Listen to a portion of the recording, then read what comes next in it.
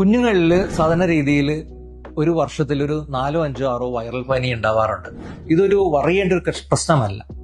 ഈ പനി 5 ദിവസത്തിനുള്ളിൽ ലാസ്റ്റ് ചെയ്യണമെങ്കിൽ തീർച്ചയായും നമ്മൾ കൺസേൺ ആവണം. അതായതെങ്കിൽ നമ്മൾ സാധാരണ പനിയുടെ മരുന്ന് മാത്രം കൊടുക്കുക, പിന്നെ നല്ലപോലെ ഹൈഡ്രേറ്റ് ചെയ്യുക. മറ്റ് പ്രശ്നങ്ങളൊന്നും ഇല്ലെങ്കിൽ, ഈ പനിയോട് കൂടെ വേറെ എന്തെങ്കിലും സിംറ്റംസ് ലക്ഷണങ്ങൾ വേറെ ഒന്നും ഇല്ലെങ്കിൽ നമുക്ക് വെയിറ്റ് ചെയ്യാം. ഒരു 3-4 ദിവസം കൂടുമ്പോൾ പനിയുടെ ഫ്ലോ കുറഞ്ഞ് അത് തനിയെ വൈറൽ ഫീവർ ആണെങ്കിൽ തനിയെ മാറിക്കോളും. പക്ഷെ വരും ദിവസങ്ങളിൽ പനി കൂടിക്കൂടി വരുന്നു, കുഞ്ഞിന് ക്ഷീണം കൂടിക്കൂടി വരുന്നു, കാഠിന്യം കൂടി വരുന്നു, ബുദ്ധിമുട്ടിൽ കൂടെയുള്ള മറ്റ് സിംറ്റംസും ലക്ഷണങ്ങളൊക്കെ ഉണ്ടെങ്കിൽ തീർച്ചയായിട്ടും ഡോക്ടറെ കാണിക്കണം.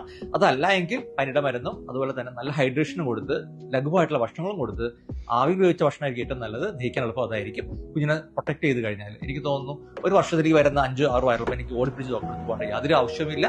ശ്രദ്ധിക്കുക. അവർ ഇമ്മ്യൂണിറ്റി കൂടാൻ വേണ്ടിയുള്ള കാര്യങ്ങൾ മാത്രം നമ്മൾ ഒന്ന് ശ്രദ്ധിച്ചാൽ മാത്രം